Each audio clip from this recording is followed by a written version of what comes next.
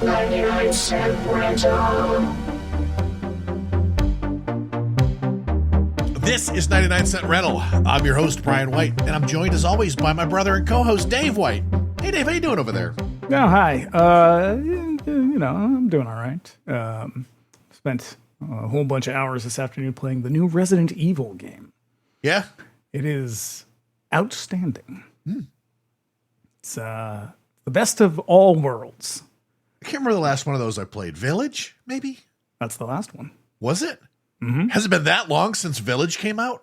That was 2021? 2020? 2021. I think. Shit. Yeah. Wow, okay. Yeah. This is like as a return to form. We get the... That's the one with Ashley, right? No, that's the fourth one. Okay, that's the last one that I played.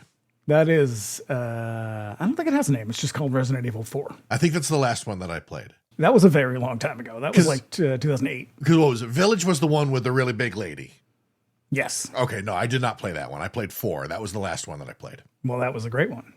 You get yourself some Leon in that one. You get yourself some Leon in this one, too. Leon, help! Oh, God. You do have to do a bit of an Ashley mission in this new one, and I was not ready for it. I was angry. Hate it. Because you're Leon again in this one. You are Leon for part of it. Okay. You bounce back and forth between two different characters. But there's no... One of them is a lady. Okay. And she is... Here's my gripe about this game. She's an FBI agent. And she spends pretty much the entire game whimpering and, like, sniveling. It's like, lady... I don't care how new you are. You still know how to use a gun.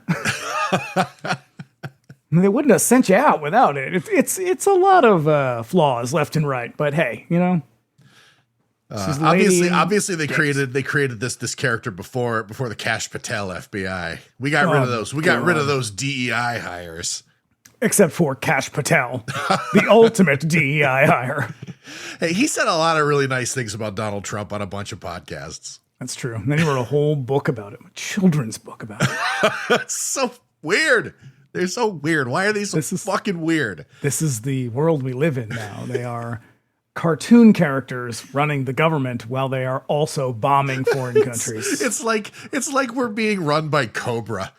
Yes, it is 100% that. Except not even that. I feel like Cobra Commander is a lot more with it. A lot more together than I mean, he shook his fist. Like he knew when to be upset. Jesus fucking Christ, yeah. Wow. Well, that's good. Because I definitely want to play that game. I gotta free up some funds for it. I've spent a lot of money lately, so I'm pulling back on that shit a little bit late. Oh, why are you buying a lot of Blu-rays? Oh my God, I've pre-ordered like so many fucking Blu-rays. But also, but I couldn't resist it because Doom: The Dark Ages was on sale, like crazy fucking sale. So, my God, I tried that. I couldn't get into it. Those games, I was so skeptical about those games when the first one came out in 2016. I rented it out of like a Redbox, I think, just to try it out, and I did not get it because when I played it, I was like, it's just fucking Doom. Yeah. But like, and first-person shooters have become so much more sophisticated since then. But then Doom Eternal came out, and I was like, everybody really seems to like this Doom Eternal shit. So I played that. And I platinumed that shit. Like I couldn't get enough of it. The music was fucking rad as hell.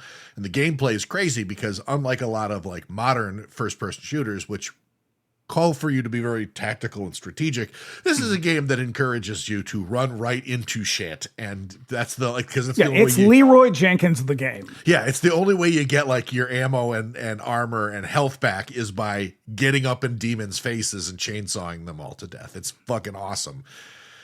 I can't play it before bed though, because then I don't sleep. I don't sleep well because I'm like, eee! Yeah, it's a lot of adrenaline. The interesting thing about this game is that the new games are very sophisticated, and sometimes to their detriment. I occasionally am not interested in things that are like really complicated, but with stuff like this, they realize that there's things about these games that made them special, and they somehow, not always, but they somehow manage to retain those things and kind of modernize them at the same time. So like you get all the aspects of a Resident Evil game that makes them fun and frustrating. Like the fact that you have no ammunition and you're like stumbling around in the dark for half the game and it's spooky.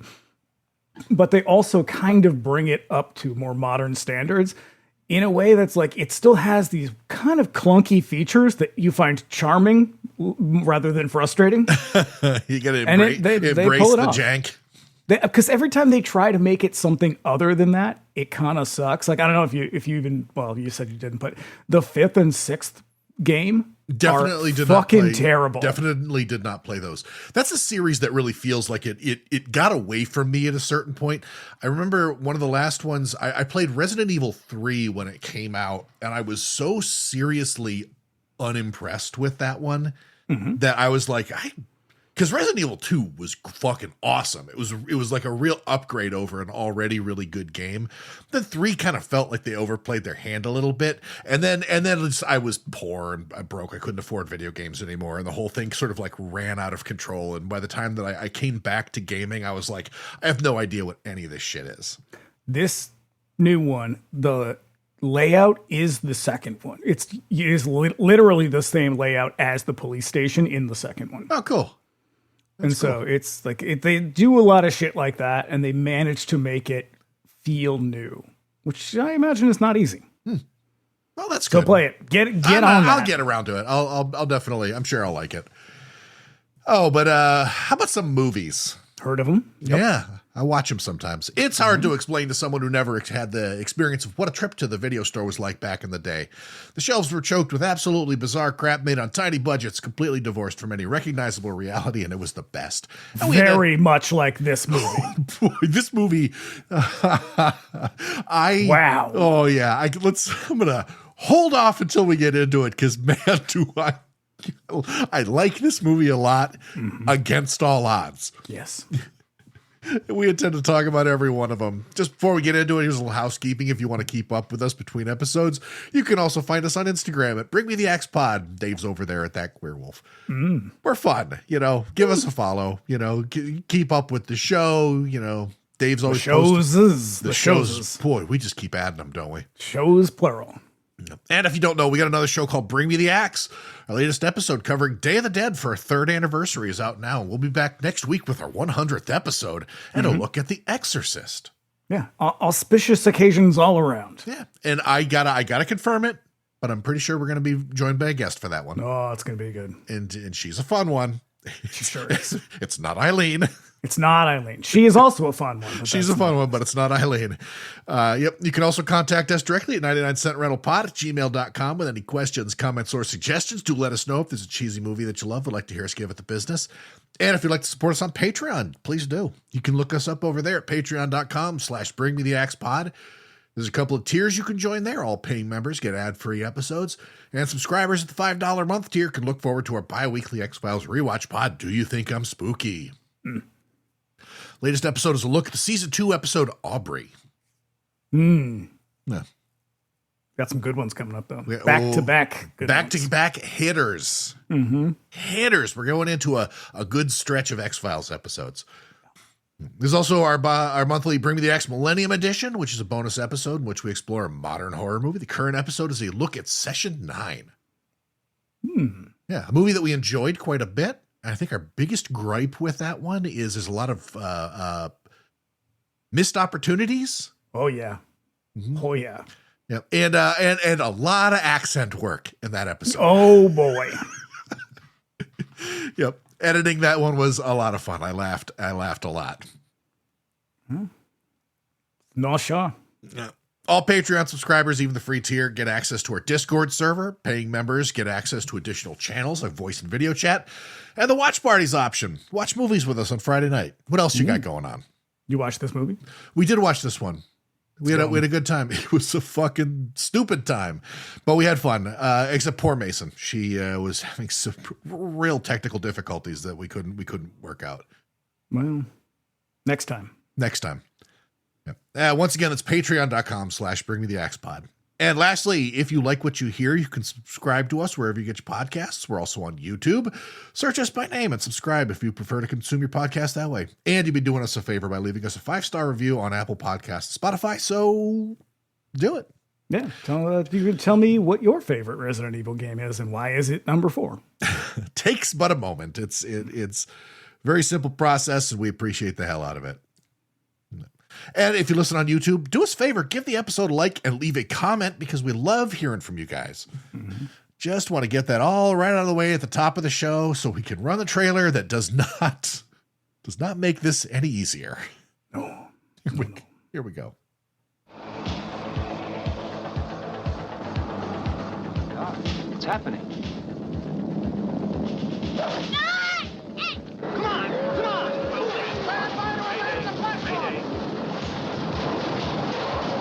Go, boys! Try it won't hold!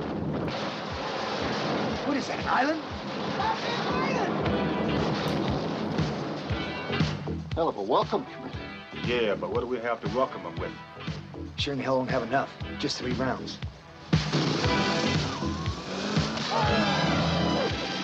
Down!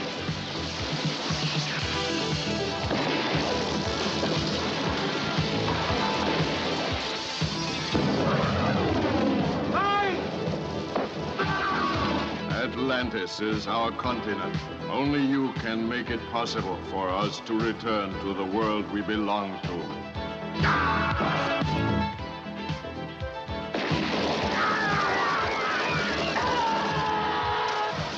Better get the money back.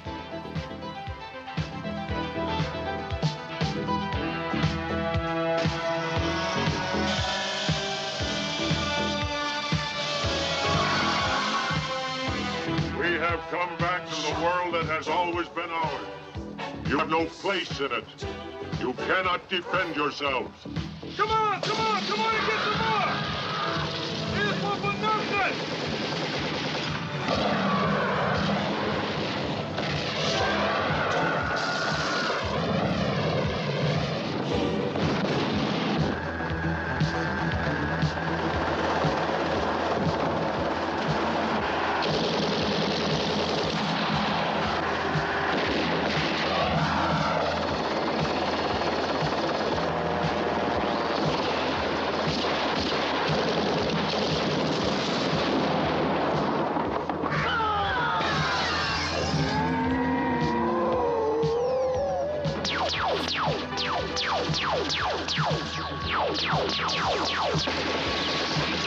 They're coming back.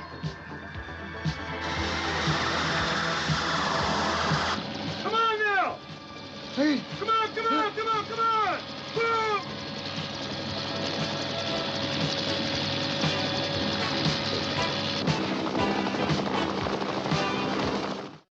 Well, they just give you the whole movie, don't they? It's 2.5 minutes of the movie in chronological order, and it's basically all of the story beats, including the death of the big boss character. Mm-hmm.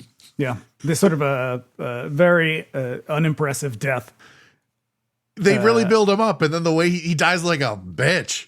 Yeah. Oh boy. Hey, I know there's a lot of bad action movies that were made in the 80s. I think this one is the worst of them all. I don't know. The dumbest movie ever made. There are some really, really fucking stupid Bruno Mattei movies. Like that is true. That are of this around the same time. The same kind of cluelessness and aimlessness that this one has, but it doesn't. This movie has a weird charm about it that I have a hard time putting a finger on. Yeah, I think it's because it's just fun. I think that's really what it is. Because this movie makes no sense at all, and they don't even try at all to explain anything. No, it's Raiders of Atlantis. You might also know it as Atlantis Interceptors. That's what we're talking about. If you know it at all. If you know it at all. When we brought this up, I don't think anybody in the channel had even heard of this one. It's a deep cut. It's a Ruggero Deodato deep cut. It's a deep cut, which is wild because this is the movie he followed Cannibal Holocaust with. And there's a reason for that. Technically, but yeah. There's a big reason for that. This is the movie that was supposed to really bring him back, reel him in. Yeah, because we'll kind of get to the why of that in a moment. But I I like this movie so much, and it's so fucking stupid. I mean, it's got a pretty fucking stacked cast too. Like for a dumbass, really, really stupid Italian action movie, it is a big name director, a pretty big writer, and the cast is fucking huge. Yeah, and even the composers are fucking huge. The music. It's really just that one song. Hey, you Oliver Cooks throughout this entire movie. God, we're totally gonna get hit for copyright on that one too. Falling, Black Inferno, calling, Black Inferno. It's groovy. It's fucking fantastic. So let's get into it, shall we? Okay. All right. So the year was 1983, year of our Lord. Mm-hmm. Here's some other movies released in 83. Krull. Oof. Krull. Oh God. I think I've talked about it in other episodes where we've talked about 83, but I have tried a couple of times to give Krull the benefit of the doubt. It's bad. And it's just a bad movie. You know, we let a lot of shit slide, usually because it's international directors trying to do rip off a very American movie, like an American style of movie. Krull is a movie made by Americans, and it's fucking terrible. The problem with Krull is it spreads itself too thin, where it's trying to be Star Wars, but it's also trying to be Excalibur, basically. Yeah. Yep. So also in 83, you'll probably notice a pattern here. Treasure of the Four Crowns. Ooh. Presented in Wonder Vision 3D. A little late for that. Yep. Actually, no, 83 was when they were bringing it back. Yeah, 83 was the big year for 3D movies. Friday the 13th Part 3, 3D, Amityville 3D. I think Parasite came out in 83. All the hits. Yeah. We also had Prisoners of the Lost Universe. Ooh, I don't think I've even heard of that. That's got Johnny Sacks in it. Okay. And also Richard Hatch from Battlestar Galactica. It is a parallel dimension movie, which is sort of like those old Land That Time Forgot movies with the lizards with toothpicks on them and shit. I do like those. Yeah. We also had High Road to China. Never heard of it. Not surprised. Sounds racist as hell. It's Tom Selleck in an egregious Raiders of the Lost Ark ripoff. Oh, like this. Yeah. So he was originally cast as Indiana Jones. Can you picture Tom Selleck? I try to Would think he kept the mustache? Oh, yeah, absolutely. He's got to keep that fucking Tom of Finland mustache. mustache. You ever seen a mustacheless Tom Selleck? No, it would be horrifying. It is unnerving. It's like seeing Ron Swanson in those episodes of Parks and Recreation without his mustache. It's just unsettling. Yep. Yeah. No, I cannot imagine a Raiders of the Lost Ark with anybody but Harrison Ford. Yeah, because Harrison Ford, he had a swagger that was unrivaled. Yeah. Yeah. And then lastly, Warrior of the Lost World. That I have seen. That's very, very bad. It's a dipshit post-nuke movie starring Robert Ginty on a talking motorcycle. Yeah. Mystery Science Theater 3000 have done it. The best part, my favorite part is when the talking motorcycle gets crashed by, I think it's called Mega Weapon, and the riffing stops, and they're just like, yes. Amazing. Yeah. So as we mentioned, our cast and crew, our director is Ruggero Deodato, known in France as Monsieur Cannibal. Wow.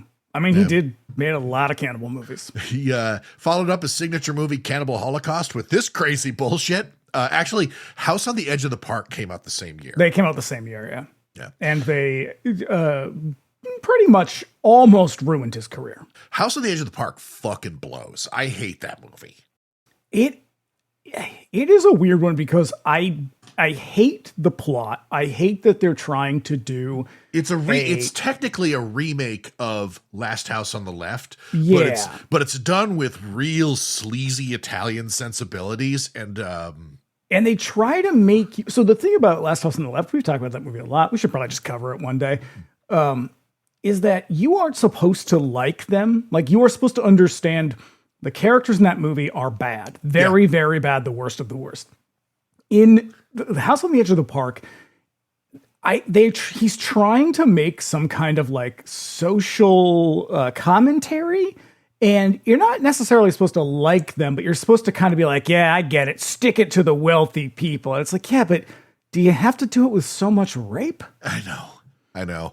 Has a great soundtrack though. Yeah, it does. Yeah. He came into film in the 60s, working as an assistant director under Roberto Rossellini and Sergio Corbucci.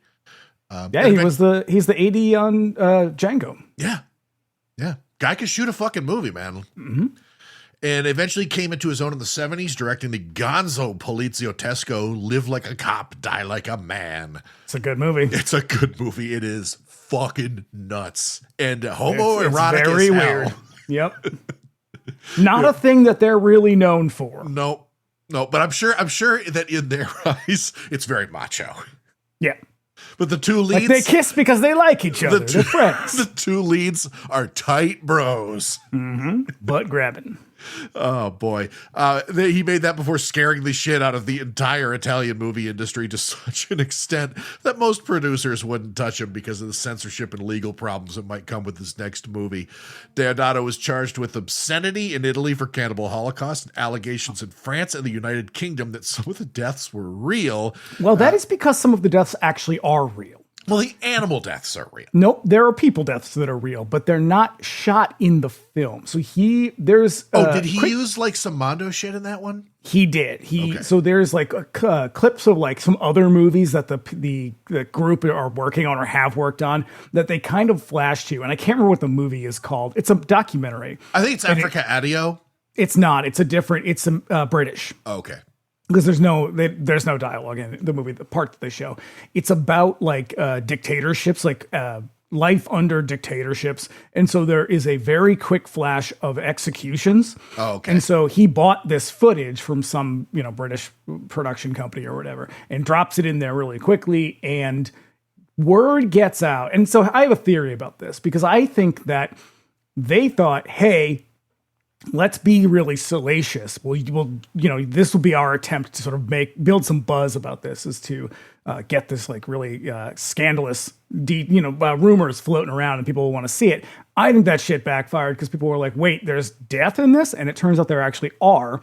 Not that, but like their rumors were like, oh, you see people getting murdered in the movie. They filmed people, like snuff movie. Oh, sure. Yeah, it's depending on how much you care about animals, it could be, but yeah, it's the faces of death effect. Yeah, and so he gets this. He becomes a huge liability because he puts out like 2, I think maybe 3 movies back to back that are just really aggressive and like really, really provocative. His stuff is way different than than his contemporaries. Like there is a realness about Deodato movies that even make me a little trepidatious when it comes to watching his movies. In the unedited, like the original cut of Cannibal Holocaust, he goes for it, and it is rough. Yeah. Like even now to see it, it's like, hey, I don't like this. It's a tough movie, man. It really is. And it helps that the special effects in it are really fucking good. Like uncommonly good. All these other cannibal movies, because cannibal movies become a thing for like a brief moment there. Like sure. 5 or 6 years. Got a little note down below about Ivan Rasimov. So, but his are... So there's something different about that one in particular because it does feel very real, which did not help their case at all. And so, yeah, what happens is like everybody's like, no, man, we don't want to deal with this. We don't want to invest a bunch of money in you and in a movie only to have it confiscated and then banned in like every country we're trying to sell it in. And so he didn't work for like 3 years. Yeah. Which is crazy for an Italian director because these guys are making like 5 movies a year. And then what's also weird, though, is that, so, he finally gets this, and we'll talk about how he gets this in a minute, but he gets this one. It comes out. It's not a big success. It's a fucking dumb movie. And I think it even really tanked in its native Italy. It did not like a lot of Italian movies do eventually sort of get to make the drive-in and sort of like urban theater circuit in the United States. This one didn't. Several years go by before this one even comes out on video, and it comes out on like several tiny like VHS distributors and under real different titles. Shit quality too. Yeah. But then after this, he just goes on to make more fucking cannibal movies. He knows He what makes he's good at least 2 more. Yeah. 3, I think. Yeah, he was right before his death. He was supposed to make another one, which I think is the one that eventually Blood on the Moon or something. I think is the one that eventually Eli Roth turns into the Green Inferno. So I have the last movie he made in like 2016 or whatever. I haven't watched it yet, but I didn't think I got it for real cheap. I've watched some of the movies that he did after this. God, what was it? I just came into Well, he makes Cut and Run after this. Well, he makes I love Cut and Run. Cut and Run's another fucking dumbass movie. Oh, it's really stupid. It is bizarre. The gore and violence in that one is off the fucking charts. The R-rated version that they have on Tubi is almost unwatchable. Like the only real reason to watch that movie is because of the uncut violence. What is the one? Body Count sucks. That's very bad. Last Cannibal World is not very good. I actually kind of like Last Cannibal World. It's watchable. It's not terrible, but it's like a weird romance. Off Balance is the one that I was thinking of. I kind of love Off Balance because it's so strange. I do like Off Balance quite a bit. It's an 80s giallo that actually works pretty well, in spite of the fact that Michael York is a ninja in it. Mm-hmm. He sure is. He's a deeply crazy ninja. Yeah. I think that one is fantastic. Yeah, it's a really, really good movie for a period when the giallo is on the downslide and Deodato is definitely not working at peak efficiency. No. But back to the anyways, he was charged with obscenity in Italy for cannibal Holocaust allegations in France and the United Kingdom. Some of the deaths were real, led to investigations in France and the UK, which ultimately led to no charges being filed because that's ridiculous. Mm-hmm. Our cast includes Christopher Connolly. Ooh. I'm going to say something controversial. You love Christopher Connolly. I think he's got charisma in an otherwise idiotic movie. He does bring something weird because he is among a cohort of American actors who went and kind of made their fortune in Italy. Yeah, him and Tony King in this, they've got chemistry in spite of the fact that this script makes no fucking sense. I think because a lot of them went there and really didn't. They kind of all just go and phone it in. And Christopher Connolly always comes across like he's taking it seriously. He's like, no, we're making a movie. Yeah. Let's go make a movie. Yeah, we're going. Everybody be professional. He seems to be having a good time. As a matter of fact, everybody seems to be having a good time. Yeah. Even notoriously curmudgeonly Michele Soave seems like he's having fun. Yeah. He's more soap opera royalty. Played Norman Harrington in nearly 500 episodes of Peyton Place. I don't think that was a soap opera. Technically, it's a soap opera. Hundreds and hundreds of episodes of it. Something like 510 episodes total. And then they brought it back. He was on it again. Throughout the 70s, he did the rounds guest starring on TV like Fantasy Island and The Love Boat. He did a failed Benji. He's in Benji. He's in Benji. He did a failed sitcom called Paper Moon with Jodie Foster. Based on the movie? Based on the movie, which is based on a book, I think. I think so, yeah. Yep, like a lot of actors going over the hill in their careers, he heeded the call of Italy in the early 80s and turned up in movies like 1990 Bronx Warriors. Listen to our episode about that one. Is he in both of them or just... No, he's just in the first one. I can't remember what his character's name is. Hot Dog. Hot Dog, that's right. I was about to say Cookie, but... Hot Dog. He's Hot Dog. He's the one who has the kid, right? Yes. The bomb guy? Yeah. No. That's who is that? I can't remember who that is. No, Hot Dog is the guy who runs around with, I can't remember Vic Morrow's character, but he's the guy with the truck. He's like the exterminator. Yeah. He's also in Fulci's Manhattan Baby and another Raiders of the Lost Ark ripoff for Antonio Margheriti, Jungle Raiders. Mm-hmm. He's also in Night of the Sharks, which is a terrible film that I watched just recently because I have no taste. Just so much money to burn. Not really. That's the worst part. We've also got Tony King. He's in several high-profile blaxploitation pictures of the 70s. After just a single season playing with the Buffalo Bills, you've seen him in Shaft, Hell Up in Harlem, Gordon's War, which is directed by Ossie Davis. It's a really good one. Have you ever seen Gordon's War? I don't think so. Hell Up in Harlem is a really good movie, though. Yeah, it is, yeah. He's also in Bucktown, which is an AIP blaxploitation movie, co-starring with Blackula's Thalmus Rasulala.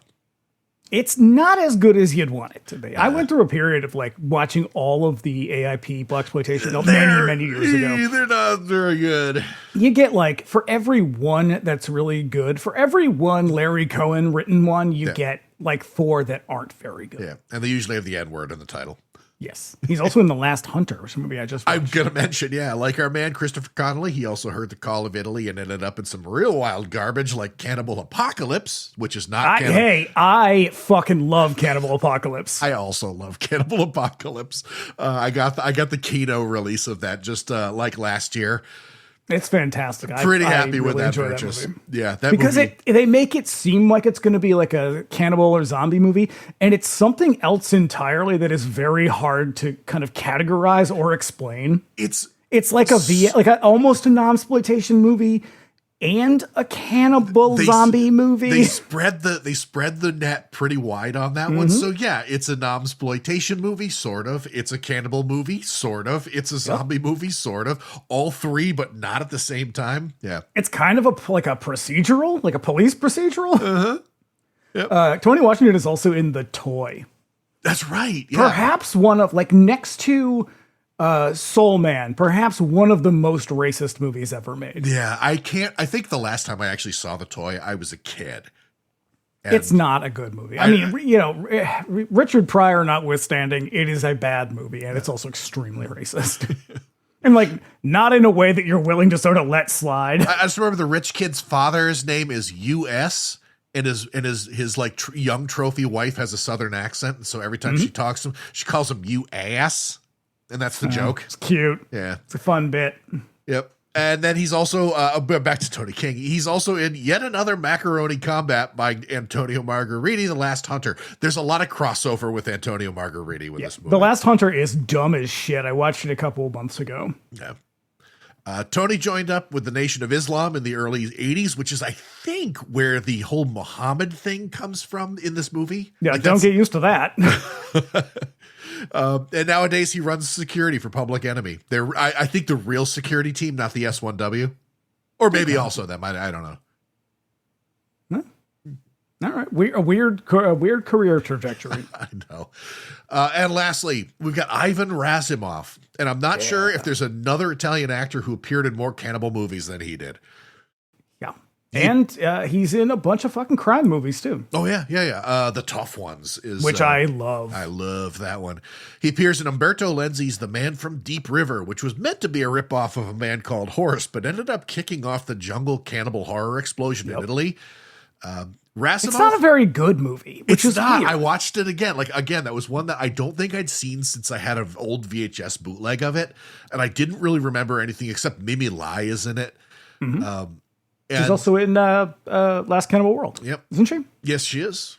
And and then I was like, this movie kind of boring. Like the most provocative stuff. I mean, because cannibal movies can get real fucking raw, but like the hardest shit in that one is just there's more goddamn animal violence in it. Yeah, Lenzi just loved slaughtering animals in this movie. Yeah, he's right up there with fucking Rene Cardona, who also didn't seem to give a shit about animal welfare. Yeah.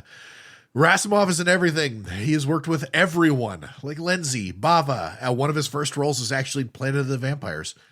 He worked with Sergio Martino, Massimo Dellamano. As of this, Your vice is a locked room. Yeah. As of this movie, he's only a few years away from his retirement. He made a move to publishing.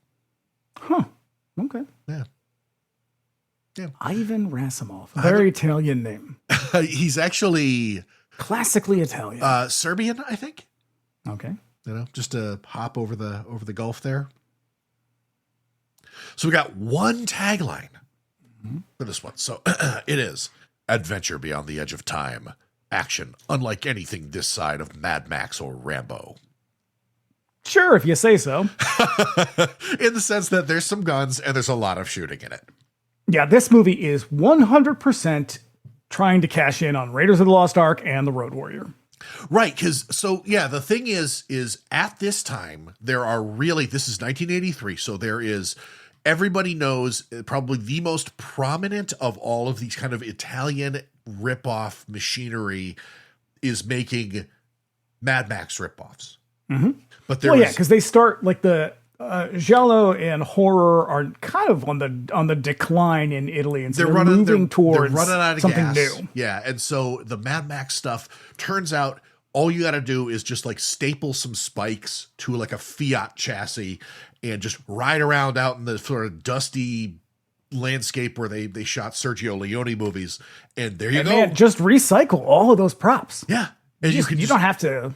No, you don't like, have to get rid of them. No, when we did 1990 Bronx Warriors, and then I think the next year we did Escape from the Bronx, we noted that like all of the same guns and props and shit are in both movies. Yeah, and if you watch the other one, the kind of unofficial, I guess it falls between them. What's it called? New Barbarians. New Barbarians. Yeah. Same thing. You will recognize all of the props in that movie. Even locations. Like we noticed that too when we were watching this, was like there is, I mean, it's all shot in the Philippines, but like there was no shortage of just like bombed out industrial buildings that they could use for these post-nuke movies.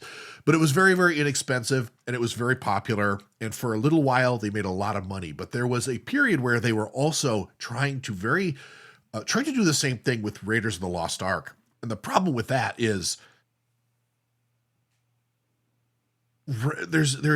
you go to Raiders of the Lost Ark for the stunts and the action. Yeah, those are big adventure movies. They're not post-apocalyptic where you can just fire off guns and shit gets dusty. Like you have to have big, jumping from helicopters and shit like that. Like big jungle sets, temple sets, lots of traps, lots of huge action set pieces. Like, and it turns out that it's really expensive to do those convincingly, and so they kind of stop. And Antonio Margheriti makes like 3 or 4 of them. I think Severin just put out like a box set. I've putting out 3 of them. Yes, I've got them all on pre-order. Look, you can't pass those up. They're super fun. They are pretty good. But like they immediately find out in pretty short order that you just can't. You can't exploit Raiders of the Lost Ark like you can like a Mad Max movie. Right. And shooting in the jungle. Well, because first of all, Mad Max post-apocalyptic movies don't have to have much of a plot because it's really just action and violence. Mm-hmm. Raiders of the Lost Ark has a very sophisticated plot because it is based in lore and in some cases like religious mythology and shit like that. And so they're kind of complicated and they have these like intricate plots. And if Italian films are known for anything, it is not their intricate plots. And, shooting in the jungle is probably very, very hard. You have to have people who know what they're doing and who are experienced in doing it, which is a big problem in this movie. Also, there's travel costs involved with that. You can't just go out to Sicily and shoot this stuff. Like you've got to go to the Philippines. And like, as we're going to find out with this movie, Imelda Marcos was only too happy to do that, but still they would sell anything that wasn't nailed down.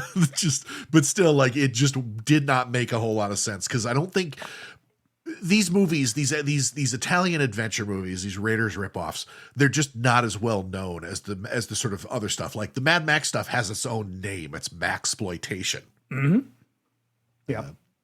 But this one was released in Italy as I Predatori di Atlantidi. Ooh. Yeah, Predators of Atlantis. Okay. This movie didn't really play in the United States till a 1985 VHS release under the title Raiders of Atlantis. And then a couple of years later, it was picked up by another VHS distributor and was released in the U.S. again under the title Atlantis Interceptors. And both are really, really bad quality. Like if you try to watch this on YouTube or on like Tubi, you might now be able to get the Severin release of it, but before that, it was one of those like century. What was a media? Media. They would kind of they put the movie on a single DVD with like 15 other movies. Yeah, it was like that, and it was real shit quality. Like you could barely see what's happening. I had a DVD bootleg because I never had this one on VHS boot. Like I didn't even know this one existed until the 2000s. And I got a DVD bootleg of it that was fucking garbage. Yeah, because it didn't come out on DVD until very recent, a couple of years ago. Yeah. And then first time I saw this, you could the whatever version I watched, you could barely see what was happening. And the Severin release is a really good looking movie. Yeah. You know, they were able to put it out in 4K, which that's not nothing. Yeah. You know? Yeah. It is also known as Atlantis Inferno in various European markets. And then in France and Spain, it was retitled again and sold on videotape under the title Predators of the Future. Ooh. Because this movie takes place in 1994. 10 years in the future. Why? I don't know. It was like they expected that things were going to be both no different than they were in 1983 and yet completely different.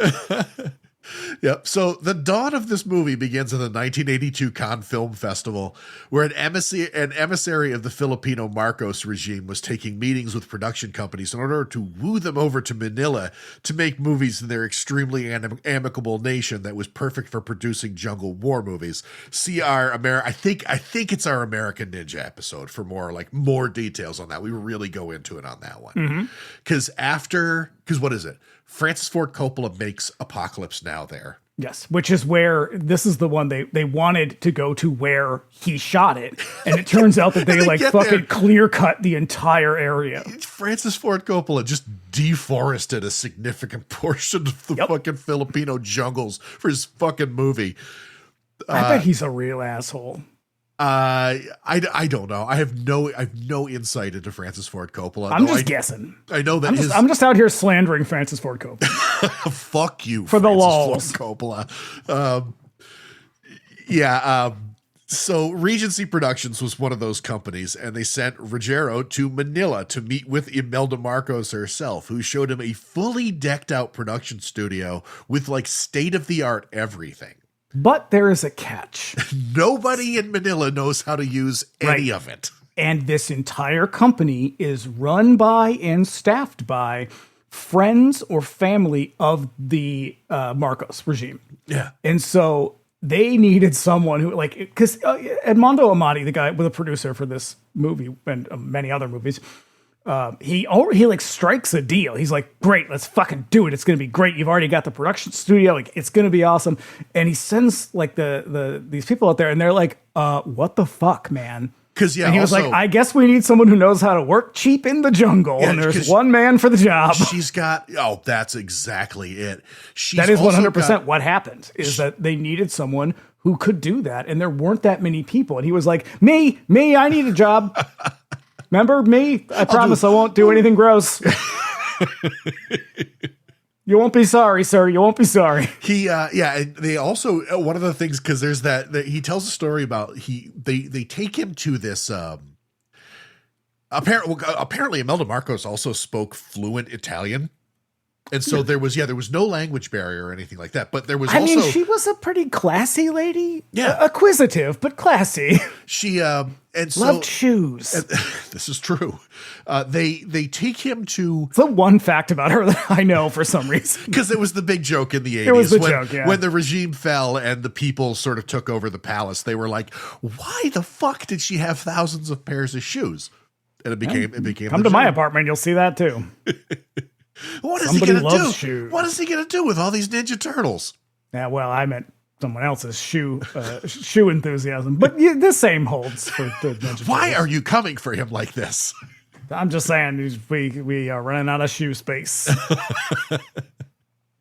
So they take him on this tour of the place, and there's no real agenda. She's just trying to show this stuff off because they're very hot to go. They really, really want this to work. And it does. This eventually does kind of win it over because there is this wave of action movies. Well, right. Because you also get Canon doing the exact same thing, and they're much more successful at it. What is it? I think there's a British I think that's a British production company that makes Codename Wild Geese.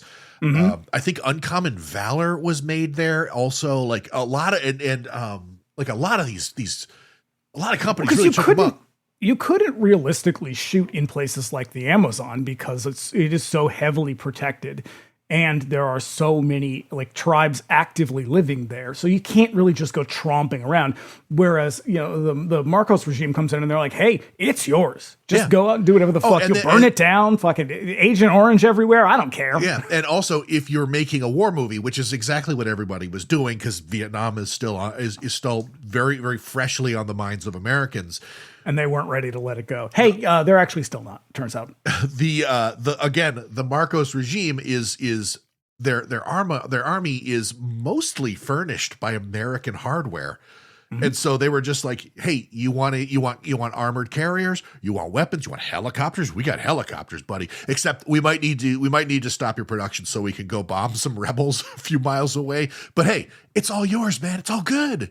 And as you pointed out already, is like the war was far enough, the war in the Philippines was far enough behind them that there was no danger anymore, or like no immediate danger, but they still had this landscape that was really bombed to shit. Like you could still go out, even in the cities, you could still find places that were pretty blown apart. And so I would imagine that the big sort of like the scenes of devastation in this movie took place in places that were bombed by the Japanese and were just never rebuilt. Yeah. I mean, it looks like fucking 2008 New Orleans. It's like you just go and it is just devastation everywhere. And it was because it was recent enough that they hadn't really cleared it or rebuilt it. And so it just works. It's not good. Like what they did was not good. Everybody's exploiting kind of a tragic situation, but hey, we get Raiders of Atlantis, I guess. So. So initially unimpressed with the situation, a gigantic studio full of equipment and no one knowing how to use any of it, he decided to leave for Rome and was intercepted at the airport by state authorities who brought him back to the palace for a meet with Marcos, thinking he was about to be strong-armed, and I'm pretty sure murdered. That was the implication here. He was surprised that she, again, spoke fluent Italian and promised to get him everything he needed if he'd come back and just make a fucking movie there. And so him and Tito Carpi and there's one other writer who I'm forgetting his name. Sweet Tito Carpi. The other writer is Vincenzo Manino. That's it. Same guy who he wrote New York Ripper. He wrote The Last Match. Oh yes, and he wrote The Last Shark. He also wrote Violent Rome, which is a pretty good movie. Yeah. They just came up with this shit, and man, you could tell. Oh, they wrote this on the plane. It's like each one of them was writing a different, because this movie feels like 3 different movies all slammed together. And it's like, okay, Ruggero, you're going to work on the whole mercenary subplot. And then I'm going to do the Atlantis thing. And then Tito, you go over there and you do the one about the Road Warriors. And then they're like, hey, yeah, how do we string this together though? And they're like, don't worry about it. It'll work itself out. They just shuffled all the pages together and we're like, voila, shooting script. The Rob Zombie approach to filmmaking. You just throw it all up in the air, and whatever comes down, you put back in the. You go to Monster Palooza, just cast everybody in the celebrity area. I don't know, like I said, it's got a pretty big cast. It's got a great cast. George Eastman is in it. Wait, is he? I think so, isn't he? Oh no, Hilton. George Hilton. George Hilton. He plays Saunders. Yeah. And then lastly, we got music by Guido e Maurizio De Angelis performing under one of their many pseudonyms, Oliver Onions. Oliver Onions himself. I believe that was their Italo disco. Yeah, that was you guys can't keep putting out music under your own name because you are competing with yourselves. And so they end up putting this out. And this we'll use a pseudonym and still compete with ourselves. Yep. I like this one. I love that theme, man. It's super cool. So I don't imagine you found any reviews. I didn't. I wish I could. Well, that's not true. I did find one. Hit me. This movie is nothing more than a very stupid, stereotypical 1980s action flick. Okay. It begins with an awful 80s disco dance song where they kept singing roly-poly over and over. Then off to boats, helicopters, car chases, guns, people either killing or beating each other up, and more stupid music. At this point, I thought, hey, my man, have you ever seen an action movie from the 80s? And here's where it gets better. And I hate the film poster. The dude looks like he's trying to be Chuck Norris being Rambo. The movie is exactly what you see on the poster, and if that is attractive to you, then you might like this movie. Only the film is worse than the poster. I say that is a very appealing review. That might be the best review from the IMDb that you have found yet. Yeah, they hate everything that I love about I this even movie. hate the poster. The poster. So when I first discovered this movie, Poster's awesome. The poster was the first thing that I saw. I was like, what is this? This is fucking amazing. Because it's all, the around the edges, it's all the shit that you see in the helicopters and, the Road Warrior stuff. But right in the middle is just this poster of is just this painting of sweaty 40-something Chris Connolly wielding that M16 with the grenade launcher. I'm going to guess it's Enzo Schiotti is probably who did it. It's gotta be. And it looks like it looks like he's presenting his gigantic penis to you. Yep. It is hilarious. Yeah. Oh, fuck. Well, we're going to dive right into this movie right after these messages. Okay, so shall we? Why not? Hey, one more thing I wanted to say. One thing I noticed. So Deodato said that he filmed this as though he wanted a zombie movie where it just keeps hordes of people showing up. And I started noticing that halfway through. I'm like, wait, where are all these people coming from? Okay, so a little ways down. So that part where they're making the break from the city, they're on the dock, and just waves and waves of those Road Warrior guys keep coming at him. Local hires, one and all. They're all Filipino stuntmen. Mm-hmm. But he keeps shooting, he keeps using different takes of the same stuntmen charging through the smoke and the wreckage. And the way that you can tell is there is this one guy with this ridiculous prop weapon that just sticks. Is it the giant sword? No, it's not that. It looks like a bazooka of some kind, but it's painted gold and it's really, really shiny and it really stands out. And I'm just like, oh, wait a second. He just keeps using the same, they shot maybe 5 or 6 takes of these guys charging through the smoke. Yep. And he's like, perfect. We'll just keep cycling this shot in the edit. So it looks like there's lots of them. Movie magic. Clever. Very clever. All right. So we open on Miami in 1994 for some reason that will never be explained. Miami, a name so nice you want to say it thrice. Don't worry about it, baby. But you know what rules? The theme song, Black Inferno, which must have been a huge influence on the group Justice. It rules. It is extremely, extremely catchy. It's so catchy. I use it in our channel trailer. For the show, which I need to update because it's a million years old and it showcases some of our oldest, choppiest episodes. Some of our best work. Yeah, but the music bed under me, talking about the podcast is Black Inferno. Good. Yeah. Good stuff.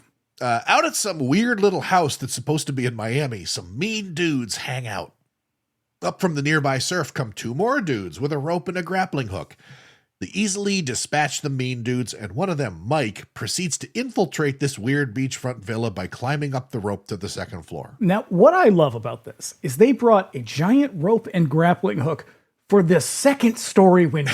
Hey, can't you just give him a boost, man? Give him 10 fingers. Yeah, come on.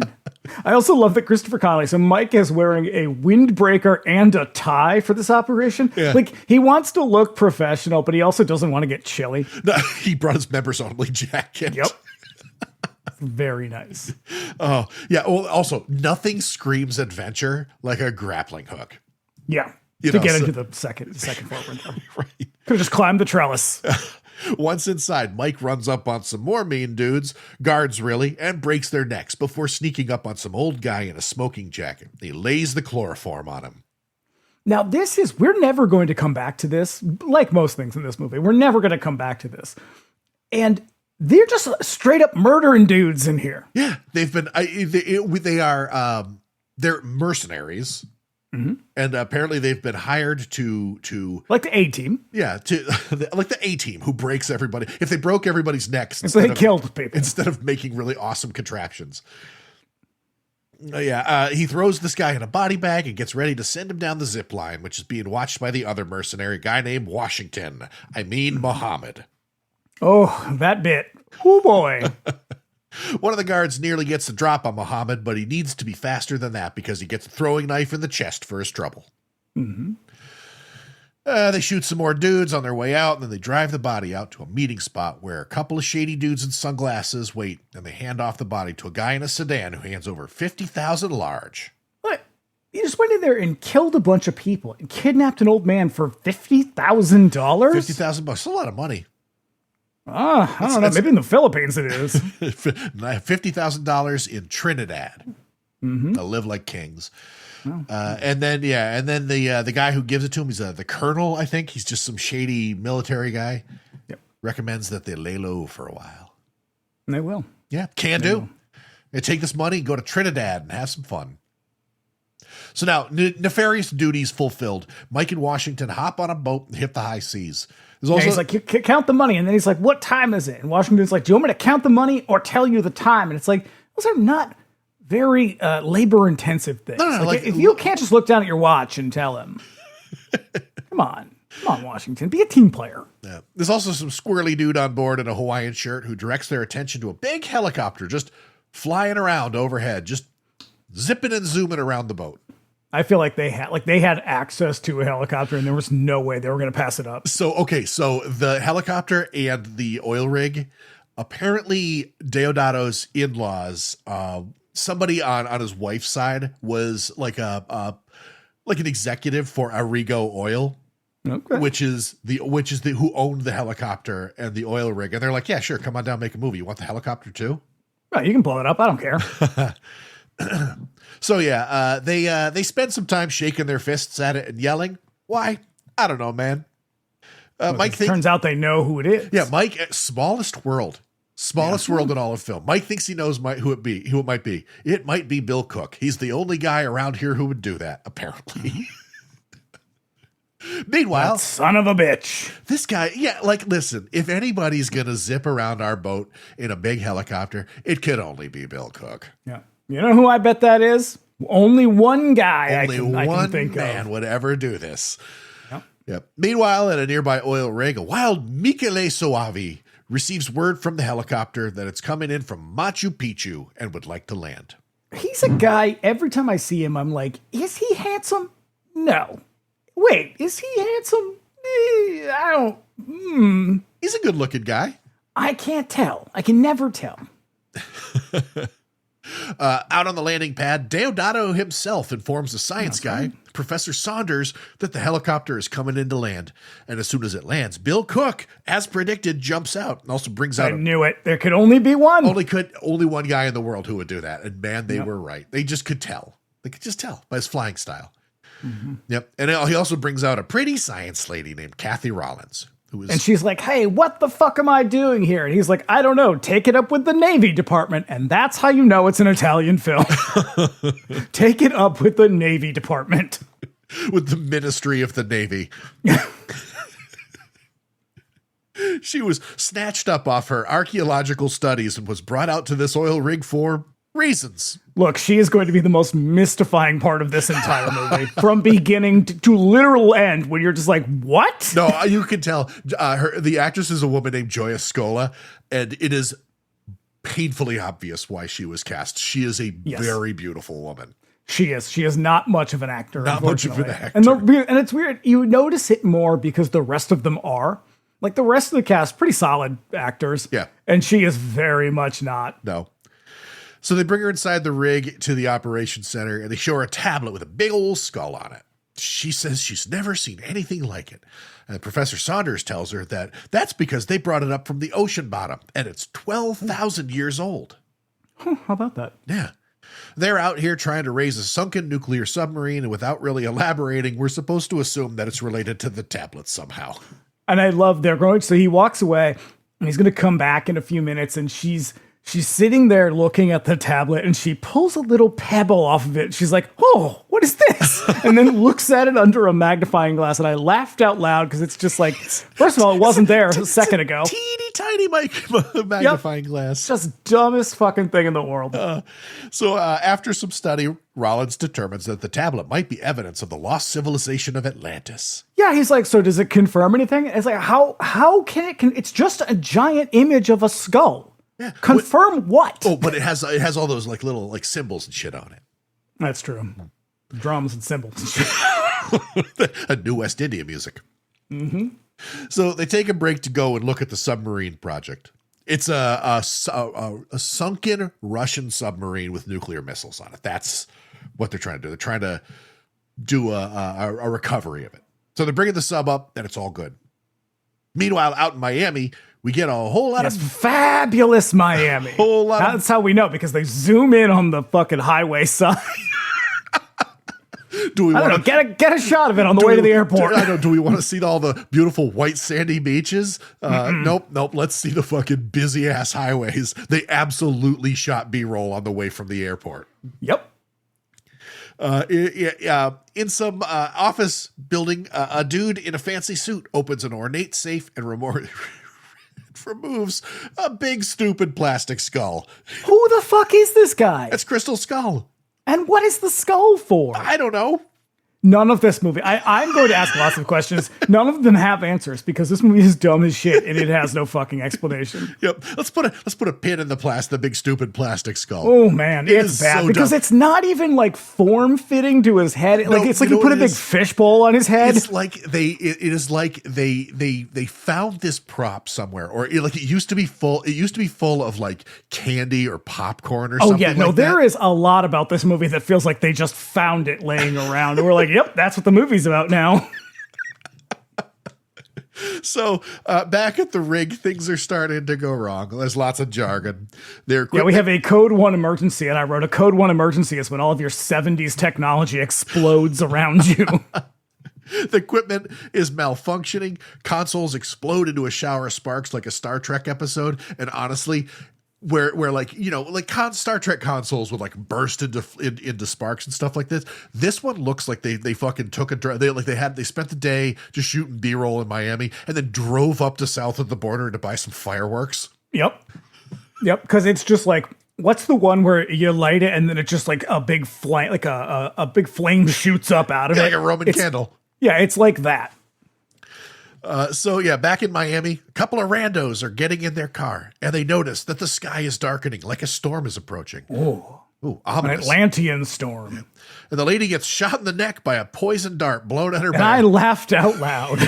Do not expect it. You don't, because it hits and then all of a sudden there's like a gout of blood. And when this happens, so I have the subtitles on because I'm elderly. And the subtitle says, intriguing retro music. What about this is intriguing? Also, it can't be retro music because at the time it was very contemporary. That's right. There's the shot pans over and there's a gang of gnarly road warriors just idling in the streets, tricked out cars and motorcycles. And they're all driving like outdated vehicles. It looks it's very Cuban. It looks like, I was going to say, all of the vehicles look like they fucking just got them from from Cuba, like Havana. I mean, they probably needed like something that looked big, but that was like, it wasn't unwieldy in how big it was. You know what? The main car that Crystal Skull rides around in reminds me of the car that fucking Danny Zuko races in Greece. That's what Michael said while we were watching it. He said, isn't that the car from Greece? And I said, I think so. So, they all look like members of Intrepidos punks. Exactly. It is that movie. It didn't even occur to me. I mean, that movie is like 5 years later, but yeah. Or like when an equally catchy theme song. Or like when TV shows in the 80s wanted to spoof the band Kiss. At the center of it all is a guy in a leather vest and that crazy plastic skull mask you just saw. Who looks nothing like the guy who took the mask out. I feel like they had a different movie in mind when they filmed that scene and they were like, fuck it, leave it in. Yeah. Or like because he's just like a dude in a suit. Yeah, like the guy. I don't even know if it's the same guy. Who knows? He orders them all forward, and they run over the dude in the street. Also, his role in this movie is primarily going to be standing in the middle of this car, flanked by two ladies with crazy punk hair, and he's got this. He's the grand marshal of the parade. He's got this cane or baton in his hand, and all he does is just slap it against the other hand, like menacingly. Yep. Out at the rig, things are getting worse. Power is out. The seas are getting rough. The rig crew issues life vests and gets ready to abandon ship or whatever. But these are like the kinds that you would put on in like if you're in Boy Scout camp. Or you're going like on. They are jumping into the roiling Atlantic Ocean off the fucking middle of a oil rig. They'd be dead in seconds. They're outfitted with life vests you'd wear on the bumper boats at Water Country. 100%. So a huge wave crashes over the rig and just knocks the whole thing over into the sea. It's very Godzilla. Oh, Godzilla's not going to like this. Meanwhile, Mike and Muhammad's boat is just caught in this mess. They're doing what they can to stay afloat. And in the middle of it all, they look ahead and witness an entire island rising from the ocean depths, enclosed in a big, cheesy glass bubble. Mm-hmm. It's real cheap looking. It's making a terrible sound that deafens them all. Later on, when things have chilled out, Mike and his crew spot some rig survivors. It's Bill Cook again, a guy they know. And so then Mike fires off a flare. For some reason. First of all, they already saw you. Also, they're the ones in distress, not you. They're the ones who fire the flare. Yeah, drive your fucking boat over and pick them up. And he does. Yep. There's also Dr. Kathy and Professor Saunders and a couple of red shirts who we will see get killed in a few minutes. Mm-hmm. And this is the part where they're like, I don't know, they end up driving around for a while. And he's like, I think we're driving in circles. And Washington's like, what's wrong with circles? I was like, well, nothing, unless you're trying to get to land, in which case it's very important. Oh, I'm glad that you have an unlimited supply of fuel, Washington. Seriously. They need to fix the engine to get the boat going again, so they put Professor Saunders in charge of fixing it, and it turns out he's pretty good at it. He's very handy with machines, it's true. Yeah, because he's a scientist. It's science guy shit. That's it. They're all the same. Yep. So when they get the boat going again, they drive blindly, looking for any port. Mike checks on Dr. Kathy, who's still working on translating the tablet, when the boat runs into something. Well, this is also where we get some really fucking weird dialogue, where she says something about, I don't know, Popeye or something. He's like, all sailors are guys like Popeye. Eh? All we do is eat spinach. And she looks at him and goes, I like spinach too. Is that okay? And I wrote, what? Because there's that line at the very end about having like a spinach dinner. And I'm like, is that a euphemism for like eating pussy or something? Like, nope. What? Nope. It is a callback to this very bizarre wooden moment that they have together. Because they have zero fucking chemistry. I would have more believed him going on a date with Washington than I would with him going with her. So Mike and Muhammad swim to shore and determine that they've landed on San Pedro Island, but things aren't great on the boat. Manuel, the squirrely guy in the Hawaiian shirt, has taken Kathy hostage, and he holds the rest of them back with a gun, and he declares that she belongs to them. Why? Why is this happening? It doesn't matter. Yeah, they are going to kill them all. Mike disarms him, and Manuel dives overboard. Kathy tells back to Atlantis with you, Manuel. Gonna swim down under. Kathy tells him that one of Manuel's tattoos is also on the tablet. Ooh. So they all go ashore and find the nearby town just fucking devastated. And I wrote, yep, looks like Florida to me. So apparently I've always thought that this was supposed to be Miami. Is it not? It's not. It's San Pedro Island. It's an island in, okay. This makes a lot more sense then. Because I only just came to then this. Then what is all this bullshit about Miami? I don't fucking know. I'm guessing Tito Carpi didn't either. So, everything here is on fire, and what few people they find are dead. And they transition us from sea to land without any acknowledgement of anything. They're just like, and here we are. Yep. We've arrived. Yep. Just. So what do we get? The first thing we get? A surprise horse. This is true. And who doesn't love a surprise horse? Well, don't want to vanish like a fading horse. People are strung up on telephone poles and whatnot, and one of their red shirts, a nervous guy named Frank, is really put off by this. This dude died like 2 years later, too. Damn. Because I was like, I've seen him in something else, and I was trying to figure out what it was. I looked him up. It's like, he died a couple years after this. Wandering around town, Bill sees a woman in a window, but when he approaches her, he finds her just staring straight ahead. Is she dead? I guess. Yes, she is. She has a bullet hole in her head. Well, it's a really tiny little hole. Yeah. So it's a small caliber bullet hole. It's boy, they hear a commotion from a nearby building and get ready to shoot, but it's just a horse wandering around the wreckage of the town. And they go inside. Mike fucking dodge rolls right into that. I fucking love it. Yeah, he's getting ready to play fucking Dark Souls. Mm-hmm. Yep. So, they hear the music, but it's skipping like a record. Slow zoom in on a nearby building. Mike does a crazy somersault entrance, crashing through the door, and finds the source of the noise. A body hanging from the ceiling sways in the breeze, just bumping into the jukebox. That's an all right moment. It's one of those ones where they're like, they clearly thought of that first. It was, yeah, they and definitely then built the scene around it. Yeah. So Frank is convinced that it's the end of days. Frank is one of the fucking nameless red shirts. And he goes from being totally normal to being an absolute lunatic. It's right. So then Manuel comes running up the street, just imploring them to take Kathy and leave.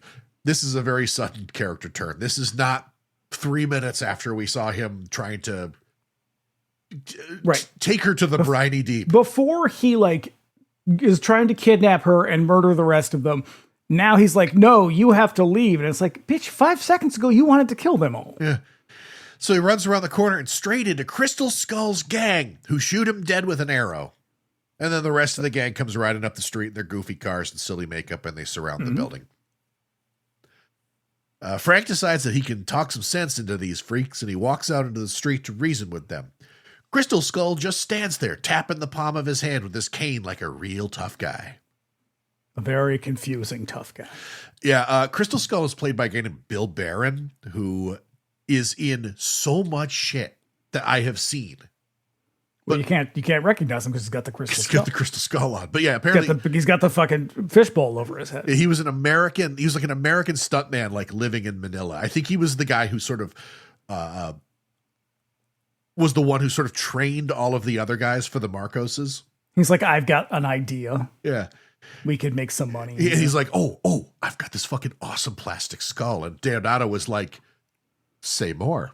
Mm-hmm. He was like, well, right now it has about 15 tetra in it, but I can just dump them in the toilet and we can go for it. So Frank begs them to cut the shit. No more blood, he shouts. And then 2 guys ride up on him and hit him in the face with their swords. It's great. Because the special effects in this movie are not good. Oh, I've got notes about that because just 3 years prior, he's got some of the gnarliest special effects in the history of Italian horror. And in this one, it's like some pretty shitty dummy work. Well, and also because these are like action effects. Like these are someone being chopped in the face as someone is riding by, which is very different than just like ripping pig guts out of a dummy. Yeah. The rest of Mike's crew retreats into the restaurant to hide out while the gang encircles them like the trucks in Maximum Overdrive. And then they open up with their machine guns and just kind of shoot the place up. And this is where Mike says, we have 3 rounds. We only have 3 rounds. And it's like, Mike in Washington are, I don't know, contract killers or kidnappers or something, and they are traveling with enough ammo for a Resident Evil game. Like, what do you mean 3 rounds? Why did you roll up with 3 bullets? Yeah. And where did the rest of them go? I don't know. Yeah. So, a flaming arrow flies into the place, hitting a pole perilously close to Michele Soavi's face. It is a wild shot. There is a look of fucking terror on his face. Yep. This is not a special effect. This is somebody shooting a flaming arrow, a literal flaming arrow right next to him. So professional. That's right. Soavi decides to sneak out the back and look for a better place to hide out, but he's immediately set upon by these biker freaks. They tie him up and they escort him away on their bikes while Mike and company sneak out a back window to look for greener pastures. And they sneak out through a big hole that's cut into the bars on a window. And I was like, why is there a hole cut in the bars? That defeats the purpose of bars. So they make their way through the neighborhood, finding the couple we saw the bikers kill when all this crazy shit started happening. Mohammed and Mike find a spool of electrical wire near a telephone pole and string up a clothesline trap across the road. And this is another like very jarring transition. There are many of them in this movie.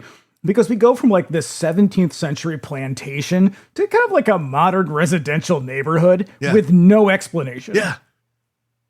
So it's just like these 2 things are right next to each other. Yeah, because the little town set that they're in, I believe, is actually like a movie set. Because it's all part of the whole big like Imelda Marcos. Yeah, it's either a movie set or like a military base. That's what it feels like. It looks like it's meant to be like a town for like a Western or something like that, you know? Yeah. So yeah, then all of a sudden they're just in some fucking neighborhood outside of Manila. Yep. So Crystal Skull's entourage approaches and he orders 2 of his men to ride up and they fall for the oldest trick in the book. Banana in the tailpipe. every time. I made this joke while we were watching the movie, and one of the listeners said the same fucking thing. Banana in the tailpipe. The cable chops one of the bikers' head off, and the bike wobbles to the side of the road. Mike shoots another, and they take off looking for shelter as the gang undoes the trap. Out in that part of town that is totally on fire, they find an abandoned drugstore that luckily also has a shitload of guns and ammo inside of it. And just like random boxes of bullets, just boxes of random bullets too. Like, what are the odds that they fit the guns you have? You know, there are multiple kinds of guns. Because it is a random assortment of rifles too, yeah. Just in time, because here comes Crystal Skull and his freaks again. And this is when he tries to give Kathy a gun, and eventually she reluctantly takes it, and she goes, "I'm not so weak." And then there's like a beat, and then she goes, "Mike, thanks." What? Her dialogue is baffling. It's so weird. They pull up Precinct 13 and attack, but Mike and his friends are armed now, and they shoot back. And they have an endless supply of fire bombs. Yeah. I don't. Who even knows what that shit is? But it never runs out. Gang also has a weird vocal effect on them when they die, like that strange echo. It's really weird. It's weird, but I think it's cool. It's a neat touch. So they spend all their time shooting the running gang members when they could just aim and kill Crystal Skull, who is just casually hanging out in his car with his ladies, completely out in the open. Yeah, my note is that he is unmoved by all of this. Just another day in Atlantis. Oh, this is where I wrote the note about how I think they just found that Crystal Skull somewhere. When the action chills out, the professor gets the power on in the place and everybody checks it out. Mike eventually comes upon a frightened dude and his two ladies. I give them about 10 minutes to live. Now, this is probably the weirdest moment in the movie because we start by focusing on this trio of people that they find. And then we cut away to a shot, this like lingering shot on some barrels. And then we hard cut back to the trio, and they're in a completely different part of the basement now. So it's like Mike looked away and came back, and they were at the other end of the room now for some reason. This is so well camouflaged. So they inform Mike that the weirdos out on the street call themselves Interceptors, and that How does he know that? I don't fucking know. I'd be very suspicious of this. It's like, where'd you get that information, man? Mm-hmm. Are you one of these Interceptors? Burn the witch. So all this shit started happening right around the same time that the platform was wrecked. He tells them that his name is Larry, and then Mike assures him that they're going to make it because they don't bother exchanging names. They will not. So Kathy, meanwhile, is still over there with the tablet trying to translate it. If she can figure it out, maybe she can understand what's happening on the street. Speaking of the street, Crystal Skull is making a grand announcement. They've come back to the world that belongs to them. They have returned to take over. All they want is the gasoline. Just walk away. What? Sorry, that's none of this makes sense. No, also that last part's the wrong movie. Yeah.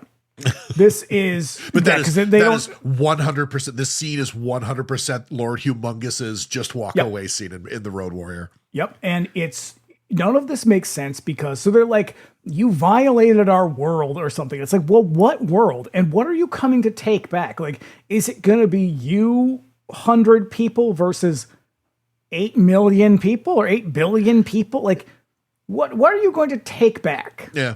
Do you just want fucking San Cristobal or wherever the hell they are? We just want it looks like you can just have it. We want San Pedro Island and maybe Miami. You can have that too. So Crystal Skull orders another attack. Yeah, he is way less compelling than fucking Lord Humongous, I'll tell you that. And so this is where Washington is throwing these fire bombs, and he says it sounds like he says this one is for Lucius, and that's what the subtitle says. And I was like, who the fuck is Lucius? And I looked in the IMDb cast list. No Lucius. Nope. There's a line a little later on towards the end also where I was like, was he saying a name or was he saying inshallah? I think that's what he says. Yeah. And there's a lot of dialogue in this movie that feels like someone was like, they were directed to just say stuff, but they weren't like, there's no actual dialogue in the script. They're like, just talk, just peas and carrots your way through it. Come on, everybody. Yeah. So Crystal Skull orders another attack. There's another long shootout. The Interceptors fire their guns into the air as they approach. They should maybe try aiming at their targets. It tends to work better. Mike's people kill a bunch of them, but more and more keep coming. One of the interceptors with a flamethrower sneaks up on a window and fries one of the red shirt ladies, and then the rest of them... Liza, we hardly knew you. The rest of them fire some gas bombs into the place, forcing the survivors to fall back and barricade themselves deeper into the building. It's never good. More interceptors approach and Mohammed fights them back, but Barbara, one of the red shirt survivors, screams as one of the interceptors sneaks past and shoots her right in the mouth with an arrow. Barbara's waxy head is done. That effect is cheap as hell. It is hilarious. I expect so much more from Ruggero Deodato. Well, you're not going to get it in this picture. No, because I'll tell you, he more than makes up for it in cut and run. But things get hairy as the interceptors overrun them and they grab Kathy, and then the attack ceases as soon as they make off with her. And then they all run out of the building, and Larry, the only guy left from this trio, just starts breaking down in tears. And it's like, Larry, you could just go with them. Like, he's like, don't leave me here. It's like, just follow them. You don't need instructions. So Mike and Muhammad leave Bill to watch over everybody who made it while they commandeer a couple of bikes and ride into town. Or rather, Mike does because Muhammad doesn't know how to ride. Yeah, well, I'm guessing Mike doesn't either because he is on a three-wheeler. That's right. He sneaks around some more wreckage, eventually being attacked by a relatively normal-looking kid in the rubble. They struggle a bunch until Mike drops his money on the ground and goes to grab it. The kid he's fighting with realizes that he's just a normal man. Mm-hmm, just an innocent man. So they bring the kid back. His name is Klaus. Back to their hiding spot. Look over. He's the guy from Blast Fighter. Is he? Yep. I knew I recognized him from somewhere. It's the only thing I recognize him from. I don't know if he was in anything else. She determines that way back in the day, there was a civil war on Atlantis that ended with some kind of explosion like a nuclear weapon, and it sank the entire island because that's how islands work with nuclear weapons.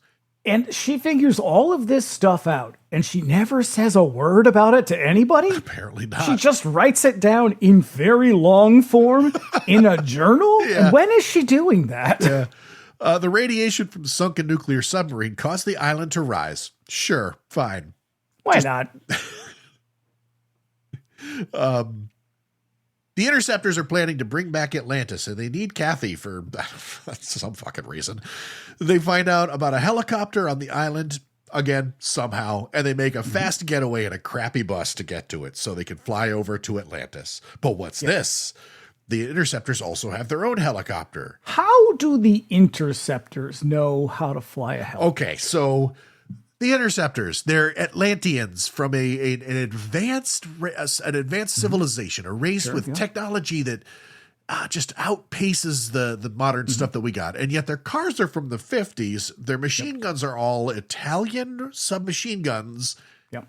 And their helicopter is just they have a helicopter. That's... And my favorite thing about the helicopter is that the guy flying the helicopter isn't even disguised as one of the interceptors. He's just some dude they hired to fly the helicopter. He's in like a blue polo and slacks. Yeah, that's amazing. Well, I mean, he takes his job seriously. You know, he observes the dress code. He's the only one that was like, look, we're doing this safely or we're not doing it at all. Meanwhile, they're fucking firing arrows at Michele Soavi's head. The helicopter approaches and drops two dudes on the roof of the bus as it drives. Mike fires his fancy assault rifle into the ceiling and kills one. This reminds me of that movie. What's the fucking movie where it's the terrorists in the school and it's really just an excuse to blow everything up? Terror Squad. Yeah. Terror Squad. It reminds me of that. Terror Squad is fucking amazing because that movie is unbelievably shitty, but the first half of it is a 45-minute long car We were chase. going to do it on this show, and then we both realized we can't because there's like no dialogue. It would just be you describing a 45-minute long car chase. The episode would probably run about an hour long, if that. It is, great movie, though. It is great. They destroy like an entire like steel foundry because it was going to be condemned anyways. It's a really impressive thing. And then the rest of the movie is ridiculous. It somehow pairs Red Dawn with the Breakfast Club. Yeah, very odd. I mean, I guess Red Dawn kind of is the Breakfast Club, but you know, with Russians. Yeah. This is when they get Larry. The other one drops into the bus and he shoots poor Larry. Yeah. The helicopter approaches with yet another interceptor, and he slips through the back window, but Mike and his dudes are waiting, and they blast him. Still, another one drops in and jumps on the hood, and Mohammed does some fancy swerving and knocks him off. Mike and the new kid, Klaus, jump onto the roof with the bus and hose the helicopter down with bullets, causing it to explode. Now, they could have done this at any point. You just stick the fucking gun out the window. Yeah. The helicopter is like 5 feet away from them. Or they could have put a hand grenade in a football and kicked it at the helicopter. Well, nobody had thought of that yet. Well, that's not true. One person had thought of it. He was saving it. He had something else in mind. Fabrizio De Angelis keeping that one in the back pocket. So, approaching the helipad, they find a blockade of interceptors waiting for them. Washington decides to ram them, but first he nearly dumps the entire bus in a ditch. Well, he goes, there are too many of them. It's like 7 dudes. And then he drives the bus through the blockade, and the cars explode immediately when the bus touches them. It's like they're made of kerosene. Also, but like he very nearly, and they kept the shot. It's like that scene in Bronx Warriors where the guy rides off on the motorcycle and just dumps it hard, and they leave the shot in for some reason. Because this one, the bus like swerves off the road, and he's driving on a dirt road that is very clearly like not hard packed dirt. It's all very soft because the fucking bus nearly just like plows into this like soft dirt. Tony King is driving it. It's not some stunt driver. They didn't have stunt driver money. No time. And he's speeding along on just real loose dirt. But then he gets it under control. Everybody shoots the interceptors, and they crash through the barricade, causing another rad explosion. It's great. Mike holds off the interceptors while they get the helicopter running. And it's just... Oh, Jesus fucking Christ. This scene, it is like, man, just get in the helicopter. It goes on just way get too to long. the chopper. Yeah. It's just wave after wave of raiders running up on him. Some get shot and dump their bikes in the water. It's actually pretty, and it's like I said earlier, it's just several shots of the same guy just used over and over again, hoping nobody would notice. Can't get nothing past me. Well, you're watching it in 4K. Eventually, Mike climbs up on the roof of the bus, and the helicopter flies over, and he passes his gun and climbs on, and they fly to Atlantis. So as they approach the island, things get squirrely, and they lose control of the copter. And a high-pitched whine informs us that magic Atlantis technology is pulling them toward the island like a magnet for some reason. Doesn't matter. Don't matter. They land pretty hard, and they run across the beach, encountering more interceptors. Now, this is great because he says, so when they all get out of the helicopter, and Mike is like, all right, we're going to have to run. And Klaus turns to him and goes, I've been running all my life. Classic stuff. He's got a haunted background. And he's going to pull out a line that will turn out to be like a catchphrase, but for some reason they just like wait till the end of the movie to insert the catchphrase. Yeah. Yep. This is yet another big gunfight with a lot of fall stunts as raiders fall off of cliffs and onto very obvious airbags. As they make their way along the surf, they find the sunken submarine washed up on the shore like the Statue of Liberty at the end of Planet of the Apes. Mike tells a little less effective, but yeah. Mike tells it's cool because that's an actual like what do they call it? A map painting where they like paint the submarine on glass and then they superimpose it. Fucking cool. Mike tells the professor to go on board and deal with the nuclear missiles because if the Atlanteans have those missiles, they'll all be in a lot of trouble. And because he's a science guy, he just knows how to do this. He knows how to do it. I wonder if that's just like all science people know how to do this. Like Bill Nye, the science guy, knows how to like disarm nuclear weapons. Look, I actually would believe that he probably does know. He would know what wire to cut. Inside the Atlantis compound, Dr. Kathy has been dressed up in high Atlantis couture and kabuki makeup. A distorted image of Atlantean people appear on a nearby bank of screens, informing us that because she had translated the tablet, she has the goods to make Atlantis great again.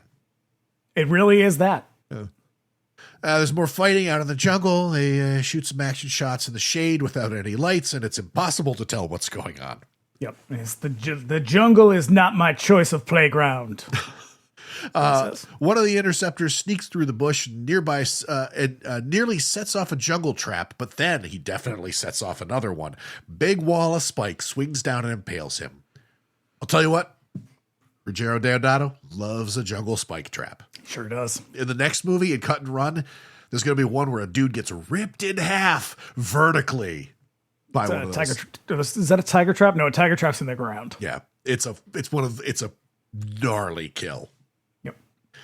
Professor Saunders lets himself into the Russian sub and commences to wade through. While out in the jungle, Mike and Klaus run into more raiders and they deal with them. And then they come upon Michele Soavi, who we last saw dragged away in ropes by the Interceptors. He's also sneaking around. And what luck! Right there on the ground is Dr. Kathy's bag and the tablet. How about that? Fucking In the A. whole fucking island, they just happened to stumble upon it. What are the chances, right?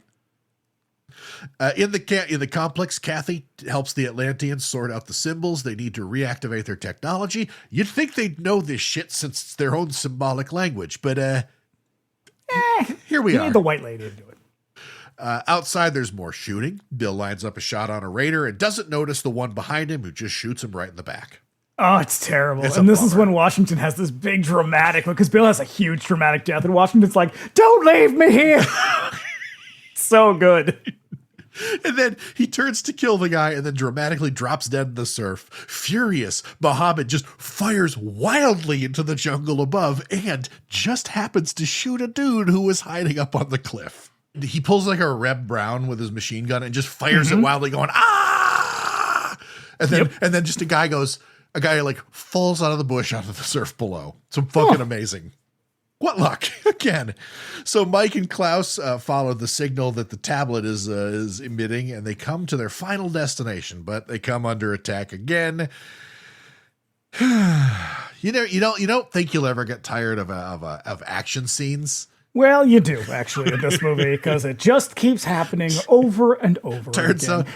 out it's all it's got, really. Now, this is when I realized, so a couple times Klaus has said, like, something, and he's like, it's a long story, I'll tell you about it sometime. He said it like maybe twice already in the movie, and I was like, what a weird thing to say if you're not actually going to tell the story. Yeah. Here's the, I guess, supposed payoff. Yeah. So the kid gives Mike his money back and tells him he won't be needing it anymore.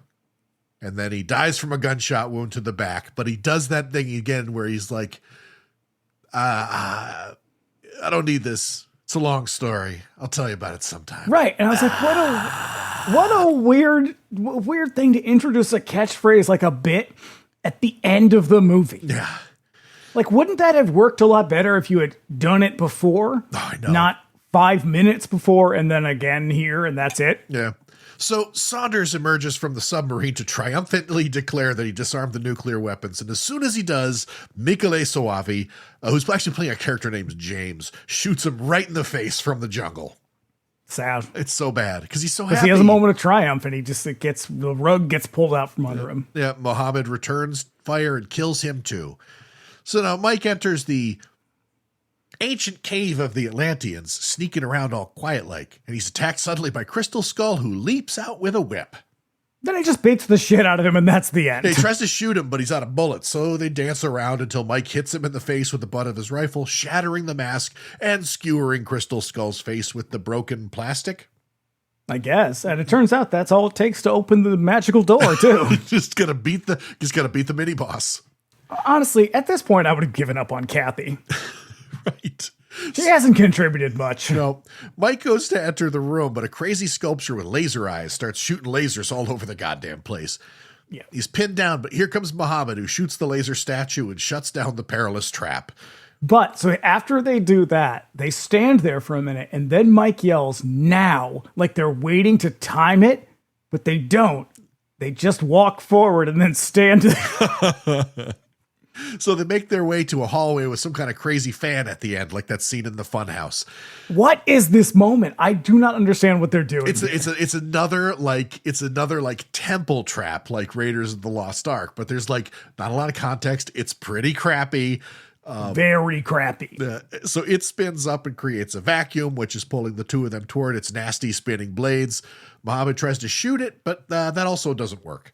It doesn't matter, though, because they make it to the door, which opens, revealing Kathy in her kabuki Atlantis costume. Yep. A white light washes this. So this sort of like from the moment they enter the temple to the end of the movie, it's almost like, okay, let's wrap this shit up, you guys. Oh, yeah. No, the end of this movie is like Deus Ex Machina all the way down. If the rest of this movie doesn't make sense, this part of the movie especially doesn't make sense. And they are not even going to try. No, because a white light washes over them, just holding them in place. And she tells them that the Atlanteans are coming back. They've been using her to discover their secrets.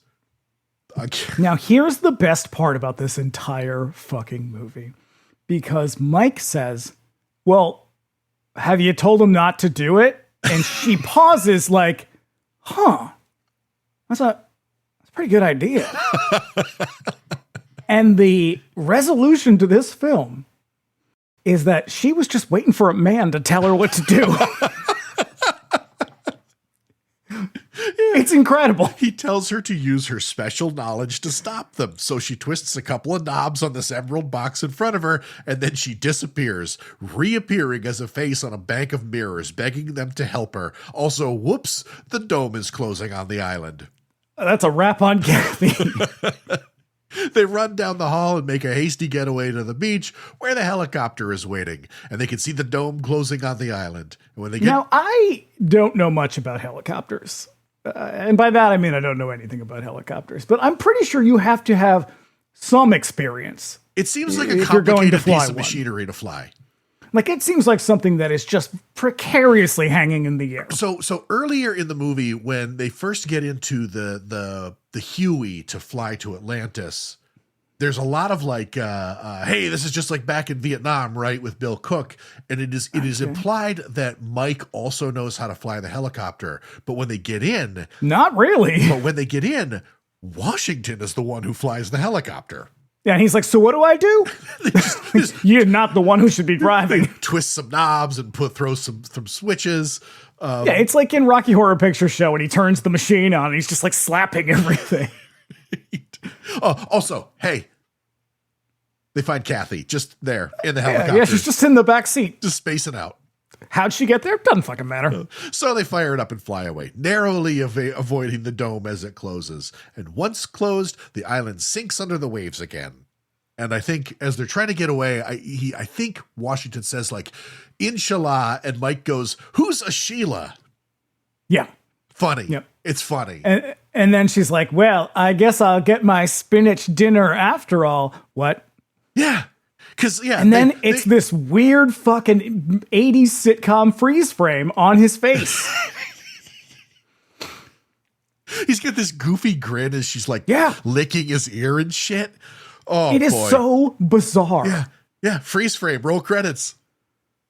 Wow. Falling, Black Inferno. I love it. I love it. This movie is fucking ridiculous. It is just the dumbest nonsense. It is one of the dumbest movies ever made. It makes no sense. And they don't even try to explain any of it to you. By the end, they're just like, I don't know. Here you go. She's in the back of the fucking helicopter. I used to think that it probably was. This movie was probably made over, like the pages were dusted with cocaine. Like it is such a freak out movie that was made by the seat of their pants. There's not a lot of connective tissue. This was the movie that was supposed to revive Ruggero Deodato's career, and after they made it, they were like, I don't, just make more cannibal movies, I guess. It's fine, don't worry about it. He never really recovers from this. Nope. Like this is a real career nosedive because his movies just keep getting worse. Yeah, he makes cut and run after this, then he makes Last Cannibal World, and then he just makes a bunch of fucking garbage. Yeah. Cut and Run is equally as nonsensical. But it is but at least it has a bigger budget. Bigger budget, slightly more coherent story to it. It also has Buddy from Charles and George. Right, go Willie Ames, who is Bible Man. Whoa, is he coked out in that movie, man? Yeah, he is. He's looking wild. Yeah. Lisa Blount's in it. Yep. Richard Lynch, who I fucking love, is in that one. Richard Lynch is in it. Michael Berryman. Michael Berry? Berryman. Berryman is in it, yeah. Fucking A. But this, look... What a film. This movie is a triumph of idiocy. It is such a, I think it succeeds. The charm is in how completely fucking stupid it is and how self-aware it is as well. Like at no point does it pretend to be anything more than it is. And it is painfully aware that nothing is really making any sense. And I would be willing to bet that like they have a draft script and that's about it. Yeah. Yeah. Like they rushed this into production and they were like, I don't know, just go. Just, I don't know, throw firebombs, shoot things at his head. More gunfights. Yeah. Highly recommended. It is unfucking real how weird this movie is. But film. Yeah, all the way. So okay, cool. What's on the horizon for 99 Well, as you said, next week, Bring Me the Axe coming back, 100th episode. 100. Getting into one of the genre's most iconic films, The Exorcist. And then in 2 weeks, 99 Cent Rental will be back. We're going to be all out of bubblegum. That's right. It's John Carpenter's They Live. Yeah. And hey, again, if all goes according to plan, back-to-back guests, bangers, both of them. Yep. I'm excited about both guests. It's going to be fun. Yep. So, yeah. Atlantis Interceptors. So good. Yeah, so be back here in a week for a real heavy hitter of a movie, The Exorcist, and then we'll see you in 2 with They Live.